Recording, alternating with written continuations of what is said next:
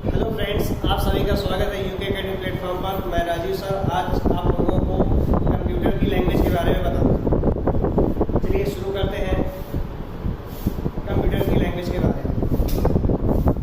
आप सभी सोच रहे होंगे कि कंप्यूटर की लैंग्वेज भी होती है। जी हाँ, कंप्यूटर चूँकि एक मशीन है और ये मशीन है तो वर्क करने के लिए ऐसे किसी प्रकार के प्रोग्राम की आवश्यकता होगी और ये प्रोग्राम किसी न किसी प्लेटफॉर्म पर बनाए जाते हैं जिसके लिए हमें लैंग्वेज की आवश्यकता होती है। तो उसी ये किस लैंग्वेज को सपोर्ट करता है और किन किन लैंग्वेज को हमको आवश्यकता होती है, इस सब की विस्तृत चर्चा आज हम लोग करेंगे। ठीक है, तो हम लोग सबसे पहले बात करते हैं कंप्यूटर लैंग्वेज।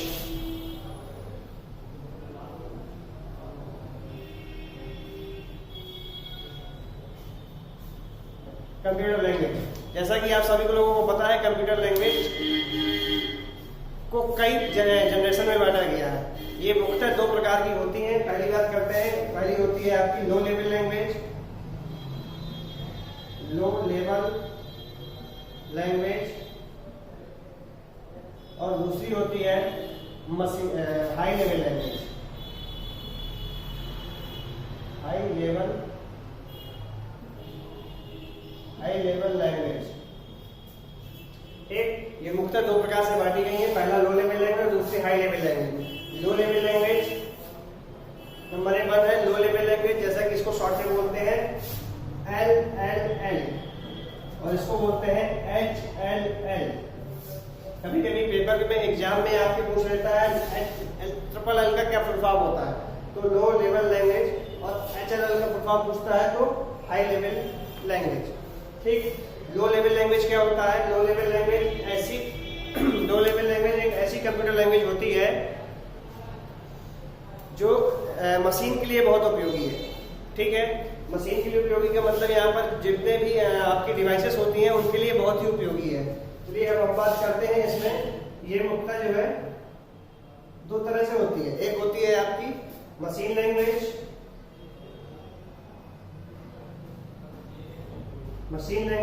और दूसरी होती है असेंबली लैंग्वेज, असेंबली। ठीक, पहली है मशीन लैंग्वेज और दूसरी है असेंबली लैंग्वेज। ये किसके पार्ट हैं? ये आपके लो लेवल लैंग्वेज के पार्ट्स हैं। मशीन लैंग्वेज को बोलते हैं मशीन, जैसा कि नाम से ही आपको मालूम चल रहा है मशीन लैंग्वेज क्या है।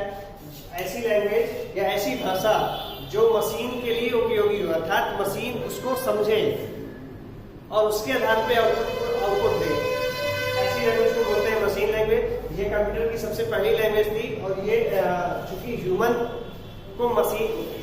इस मशीन लैंग्वेज जो होती थी वो कोड में निर्भर होती थी, यानी ये कोडेड होती थी पूरी की पूरी, जो ह्यूमन को समझने में कठिन होता था। उसको समझना और उसको लिखना समझ पाना कठिन होता था, लेकिन मशीन के लिए बहुत ही सरल होती थी क्योंकि मशीन इसके अलावा किसी और भाषा को नहीं समझता है। ठीक है, तो मशीन लैंग्वेज होती है जो आपकी जो डायरेक्ट कोडेड में होती है और उसको सीधे जो है कंप्यूटर समझता है और उसी के आधार पे अपना आउटपुट देता है। ये एक बहुत ही ऐसी लैंग्वेज है जिसके लिए किसी भी तरह का ट्रांसलेटर की आवश्यकता नहीं पड़ती। यहाँ पर ट्रांसलेटर एक शब्द आया है, पेपर में पूछा था कि ऐसी कौन सी भाषा है, कंप्यूटर की ऐसी कौन सी भाषा है जिस पर ट्रांसलेटर की आवश्यकता नहीं होती है, तो वो कौन सी है? Machine language. ठीक है, और दूसरा है असेंबली लैंग्वेज। तो असेंबली लैंग्वेज एक ऐसी लैंग्वेज होती है जो निमोनिक्स पर काम करती है। निमोनिक्स एक बार आया है आपका,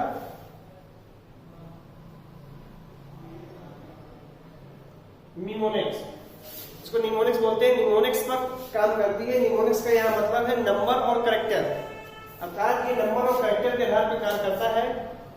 जैसे सम, ऐड, इस तरह के शब्दों का यूज किया जाता है इसमें, सब आदि। ऐसे बहुत से वर्ड्स हैं जिनका यूज किया जाता है। ऐसी लैंग्वेज को बोलते हैं जो इस तरह के शब्दों का यूज होता है, ऐसे शब्दों को बोलते हैं निमोनिक्स, और ये असेंबली लैंग्वेज के अंतर्गत आता है क्योंकि कंप्यूटर हमारा मशीन लैंग्वेज को समझता है और ह्यूमन को इंग्लिश लैंग्वेज जो आम भाषा में हम बोलते हैं उसको समझने में ज्यादा आसान होता है। तो ह्यूमन और मशीन के बीच में एक कॉम्बिनेशन बना रहे, एक दोनों के लिए सहूलियत रहे, दोनों लोग आसानी से चीजों को समझ सके, तो इसके लिए हमको क्या करना होगा, एक ऐसा कोई मीडिएटर तैयार करना होगा, कोई ऐसा ट्रांसलेटर होना चाहिए जो इन दोनों को एक दूसरे में चेंज कर सके। उसके लिए यहाँ पर एक आगे ट्रांसलेटर आया है जिसे असेंबलर ट्रांसलेटर कहते हैं। वो अभी हम आगे ट्रांसलेटर की बात करेंगे, चर्चा करेंगे वहां पर। केवल अभी आप यहाँ ये समझ लीजिए कि इस चूंकि असेंबली लैंग्वेज न्यूमेरिक्स पर बेस्ड होती है और कंप्यूटर हमारा मशीन लैंग्वेज को सपोर्ट करता है, समझता है, तो इसके लिए हमको क्या करना होगा, इन दोनों को एक दूसरे से कॉम्बिनेशन बना रहे, इसके लिए ट्रांसलेटर होना चाहिए जो न्यूमेरिक्स को या असेंबली लैंग्वेज को मशीन लैंग्वेज में कन्वर्ट कर सके या मशीन लैंग्वेज को असेंबली लैंग्वेज में कन्वर्ट कर सके, ताकि असेंबली लैंग्वेज ह्यूमन के लिए अच्छी समझने में सहूलियत है और मशीन लैंग्वेज कंप्यूटर डिवाइस को समझने के लिए आवश्यक है।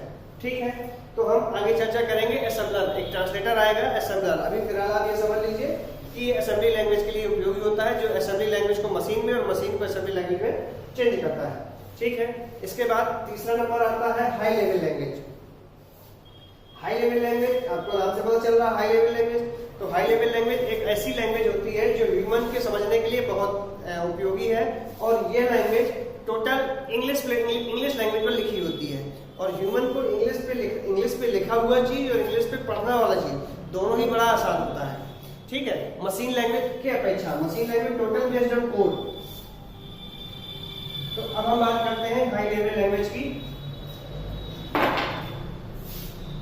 हाई लेवल लैंग्वेज, ठीक है। अब आप लोग समझे हाई लेवल लैंग्वेज क्या होता है। हाई लेवल लैंग्वेज एक ऐसी प्रोग्रामिंग लैंग्वेज है जिसकी कोडिंग इंग्लिश लैंग्वेज पे की जाती है। कंप्यूटर के जितने भी आज ऐप्स आए हैं, आज जितने भी एप्लीकेशन मौजूद हैं, वो इसी लैंग्वेज की वजह से उपलब्ध है। इस लैंग्वेज के आने से ही आज हम इतने लाखों ऐप्स बना पाए, जो कि वो इंग्लिश लैंग्वेज पे होते हैं और उनको लिखना बहुत आसान होता है, और जब उनका आउटपुट आता है इंग्लिश में तो उसको भी समझना बड़ा आसान होता है। तो हाई लेवल लैंग्वेज इसी तरह की एक लैंग्वेज है जिसमें आधुनिकता को ध्यान में रख करके अनेक तरह के ऐप्स डेवलप किए गए, एप्लीकेशन डेवलप किए गए। ठीक है, जैसे इसके अंतर्गत बहुत सारी लैंग्वेज आती है, जैसे विजुअल बेसिक है, C++ है, जावा है, कोबोल है, आपका LISP है, विजुअल बेसिक .NET है, पाइथन है, C है, बहुत सारी ETC, फोर्ट्रॉन है, बहुत सारी इस तरह की लैंग्वेज आती हैं जिनका यूज हाई लेवल लैंग्वेज के अंतर्गत किया जाता है, और इन्हीं लैंग्वेजों का यूज एप्लीकेशन या एप्स को डेवलप करने में भी किया जाता है। ठीक है, लेकिन अब यह बात आती है कि कंप्यूटर के लिए कैसे उपयोगी हुई। कंप्यूटर तो हमारा केवल मशीन लैंग्वेज को समझता है, और जबकि ये लैंग्वेज कैसी है, इंग्लिश पर बेस्ड है। ठीक है, तो क्या करना होगा हमको, ऐसी जैसे एक सपोज दैट ये ह्यूमन है, हम एक ह्यूमन बना लेते हैं, लिख देते हैं, हम यहाँ पे ले लेते हैं, इंग्लिश लैंग्वेज यहाँ पे लिखते हैं, और ये आपकी हो गई मशीन लैंग्वेज।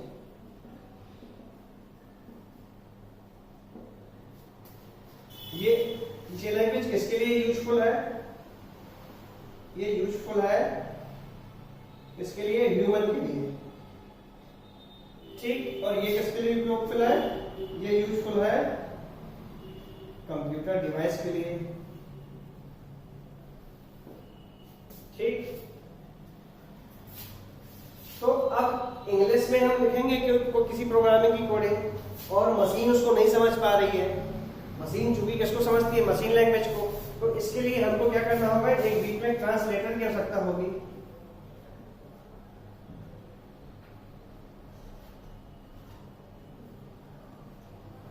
ट्रांसलेटर की आवश्यकता होगी जो क्या करेगा, इन दोनों को आपस में एक दूसरे में चेंज करेगा। कैसे चेंज करेगा कि हम जो प्रोग्रामिंग इंग्लिश में करें उसको वो क्या करें, जब उस कंप्यूटर को समझना होगा, कंप्यूटर की आवश्यकता होगी तो उसे किसमें बदल दे, मशीन लैंग्वेज में बदल दे। और जब मशीन लैंग्वेज अपना आउटपुट निकाल के दे तो वो जब डिस्प्ले करे स्क्रीन पर तो वो इंग्लिश में डिस्प्ले करे, ताकि ह्यूमन उसको आसानी से समझ सके और फिर कंप्यूटर भी उसको आसानी से समझ सके, दोनों अपना अपना काम आसानी से कर सके। इसके लिए हमको किसकी आवश्यकता होगी, ट्रांसलेटर्स की। ठीक है, तो हम ट्रांसलेटर्स की चर्चा भी आगे करेंगे। पहले कुछ इसमें मैंने आपको लैंग्वेज बताई थी, जैसे कोबोल बताया था, तो इनके फुल फॉर्म क्या होते हैं, क्योंकि एग्जाम में पूछ लेता है कभी कभी, तो मैं कुछ फुल फॉर्म्स के डिस्कस करता हूँ, वो आप जो है नोट डाउन कर सकते हैं आप लोग इसके फुल फॉर्म्स के बारे में।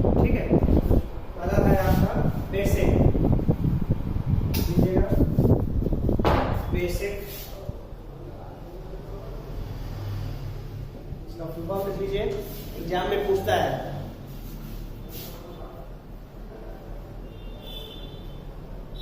बिगिनर्स आर पर्पस सिंबॉलिक याद कीजिए नीचे से, सिंबॉलिक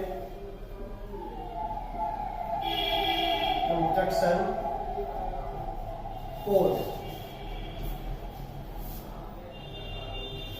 बिगिनर्स आल पर्पस सिंबॉलिक इंस्ट्रक्शन कोड। ठीक है, सेकेंड डालते हैं कोबोल।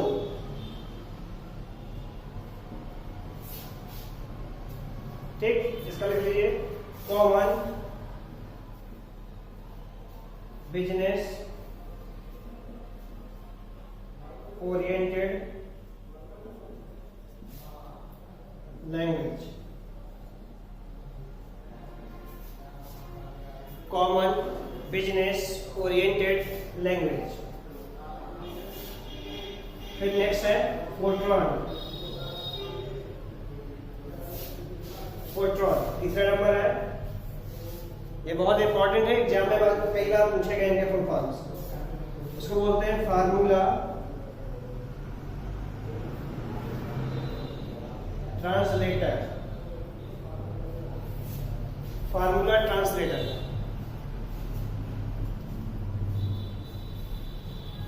नेक्स्ट है एल्गोल।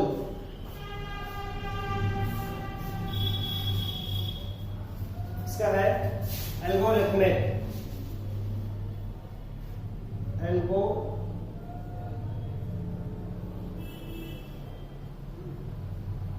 एल्गोरिथमिक।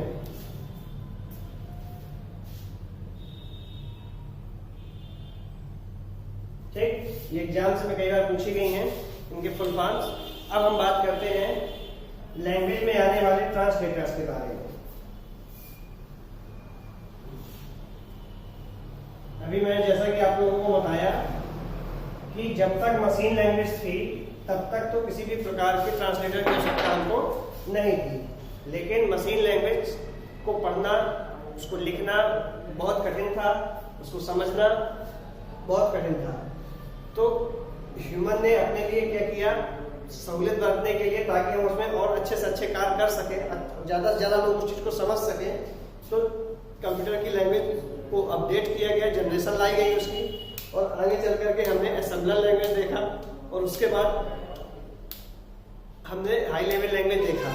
असेंबलर लैंग्वेज जब आई तो असेंबलर लैंग्वेज काम करती थी निमोनिक्स पर, निमोनिक्स कोड पे काम करती थी, और निमोनिक्स कोड मैंने आपको बताया वो इंग्लिश लेटर्स और नंबर दोनों पे मिलकर के बनी होती थी। इसीलिए जब वो इंग्लिश कैरेक्टर लेटर्स पे मिलकर बनी थी तो कंप्यूटर उसको नहीं समझता था। कंप्यूटर केवल समझता था मशीन लैंग्वेज को, और मशीन लैंग्वेज पूर्णतः मशीन लैंग्वेज ना होने की वजह से उसमें हमको किसकी आवश्यकता पड़ी, ट्रांसलेटर की। तो 3 तरह के ट्रांसलेटर आए। पहला आया था आपका असेंबलर,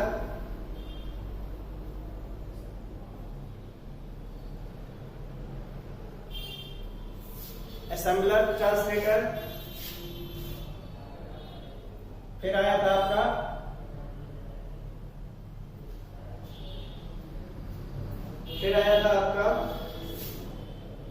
इंटरप्रेटर,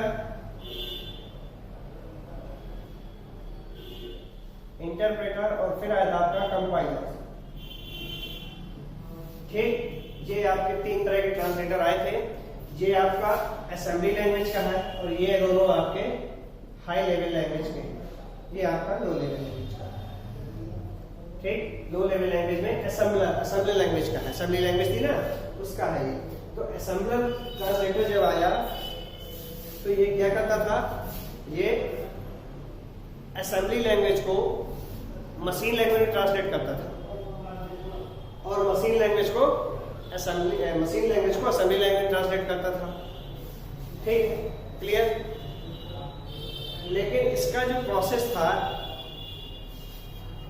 असेंबली लैंग्वेज का जो प्रोसेस था वो बड़े प्रोग्रामों के लिए नहीं था, अर्थात बड़े प्रोग्रामों को लिखने में इसमें बहुत कठिनाइयां आती थी।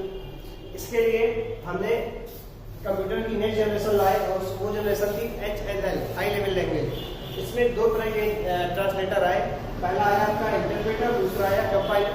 इंटरप्रेटर एक ऐसा ट्रांसलेटर है जो कंप्यूटर के पूरे प्रोग्राम को रन कराने पर उसमें 1 by 1 यानी एक एक लाइन को रीड करता था, एक एक लाइन को चेंज करता था मशीन लैंग्वेज में। एक एक लाइन को रीड करने की वजह से उसकी एरर को डिटेक्ट करता था, एक लाइन की एरर को पूरे प्रोग्राम में एक लाइन को एरर करेगा, स्टार्टिंग से अप टू डाउन की ओर, ऊपर से नीचे की ओर चेक करेगा और सबसे पहले पहली लाइन को चेक करेगा। अगर उसमें एरर नहीं निकलती तो सेकेंड लाइन चेक करेगा। जिस ऊपर से जिस लाइन में एरर पा जाएगा वो वहां से उस प्रोग्राम को क्या करेगा, वो ब्रेक डाउन कर देगा। ठीक है, जैसे ही उसने ब्रेक डाउन किया आपके मॉनिटर स्क्रीन के सामने प्रोग्राम की एरर शो होने लगेगी।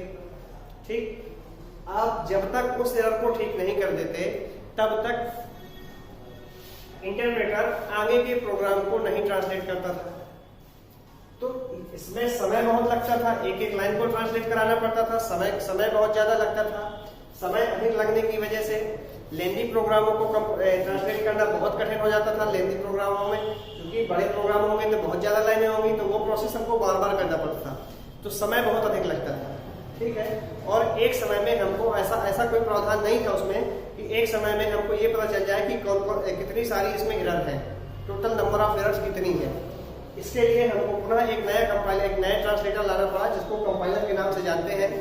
ठीक है, कंपाइलर एक ऐसा ट्रांसलेटर था जो हाई लेवल लैंग्वेज को मशीन लैंग्वेज में बदलता था, मशीन लैंग्वेज को हाई लेवल लैंग्वेज में बदलता था। इन दोनों का काम सेम है। आपका इंटरप्रेटर भी यही काम करता था, हाई लेवल लैंग्वेज को मशीन लैंग्वेज में, मशीन लैंग्वेज को हाई लेवल लैंग्वेज में चेंज करता था। लेकिन फर्क इनके प्रोसेस में है। प्रोसेस का मतलब इनके कार्य करने के तरीके में है। यहाँ पर कंपाइलर की बात करते हैं, अभी हमने इंटरप्रेटर की बात करी, अब हम कंपाइलर की बात करते हैं। कंपाइलर आपका पूरे प्रोग्राम को एक बार में कंपाइल करता था, उसमें आने वाली एरर्स को एक साथ शो करता था ताकि यूजर्स को ये मालूम चल जाता था कि आखिर इस प्रोग्राम में कितनी सारी एरर है और कौन कौन सी लाइन पर एरर है। ठीक है, जब हमको जब किसी ये मिल जाता है कि 10 लाइन का प्रोग्राम है और 10 लाइन में से हमारी 3 लाइनों में केवल एरर है और इन लाइनों पे एरर है, तो उनको जल्दी ठीक करना सहूलियतपूर्ण होता है। जब तक आपको यही नहीं मालूम चल पा रहा कि आखिर हमारे प्रोग्राम में कितनी मिस्टेक्स है, कितनी एरर है, तो उसको 1 by 1 कंपाइल करने में समय बहुत अधिक लगता था। एक बार कंपाइल करने पे सारी की सारी एरर आपको एक साथ दिख जाती है और उनको आसानी से ठीक किया जाता है। तो ये लेंदी प्रोग्राम जो होते थे, बड़े प्रोग्राम जो हमारे होते थे, उन प्रोग्रामों को ये बहुत आसानी तरीके से कंपाइल कर देता था, जिससे यूजर उसका उपयोग कर सकता था। ये हाई लेवल लैंग्वेज को आसानी से मशीन लैंग्वेज बदल देता है और सारी एरर्स को एक साथ डिटेक्ट कर देता है, शो कर देता है, जिसको हम सही करके उस प्रोग्राम को रन कर सकते हैं आसानी से। ठीक है, तो इन तीनों में अंतर समझ में आ गया क्या इन दोनों में क्या मेन अंतर है। दोनों हाई लेवल लैंग्वेज के हैं, लेकिन दोनों में फर्क है, आपको समझ में आ गया आप लोगों को। ठीक, बहुत मामूली इनके प्रोसेस में अंतर है।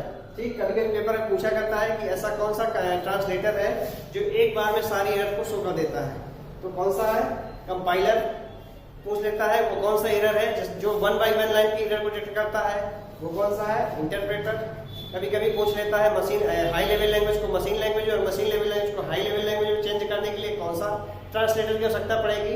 तो ऑप्शन देख लीजिएगा, ऑप्शन के अकॉर्डिंग दोनों चेंज करते हैं। दोनों ऑप्शन दिए होंगे तो बोथ दिया होगा, नहीं तो एक दिया होगा, दोनों में से कोई एक। क्लियर? अगर ये पूछ लेता है असेंबली लैंग्वेज को मशीन लैंग्वेज में चेंज करना है तो कौन सा ट्रांसलेटर होगा वहां पर, तो आपका असेंबलर ट्रांसलेटर होगा। क्लियर?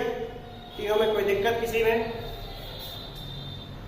कंफ्यूज नहीं होना है। तीनों का अलग अलग अपना प्रोसेस है, तीनों का अलग अलग अपना कार्य है। इन दोनों का थोड़ा सा ध्यान रखिएगा, इनकी वर्किंग प्रोसेस पे अंतर है। काम दोनों का सेम है, वर्किंग प्रोसेस पे अंतर है। ये ज्यादा सुविधापूर्ण है आपके लिए, इसलिए इसका यूज ज्यादा किया जाता है बड़े प्रोग्राम में। खासतौर से कंपाइलर जितनी भी हाई लेवल लैंग्वेज की अच्छी लैंग्वेज होती है, अच्छी का मतलब जो अधिक यूजफुल है, जिनको उपयोग करना, जिनमें फंक्शंस अधिक यूज किए जा सकते हैं, वो उनमें कंपाइलर ट्रांसलेटर के द्वारा माध्यम से चेंज किया जाता है। ठीक है, लेंदी प्रोग्राम या बड़े प्रोग्राम को एक बार में कंपाइल करके इरेडिट कर देगा। एक चीज मैं आप लोगों को और बता दूं, यहाँ पर प्रोग्रामिंग में आने वाली एरर बग कहते हैं। नोट कर लीजिएगा, इसको अंडरलाइन कर लीजिएगा, पेपर में पूछ चुका है कई बार। प्रोग्रामिंग में आने वाली एरर्स को क्या कहा जाता है, तो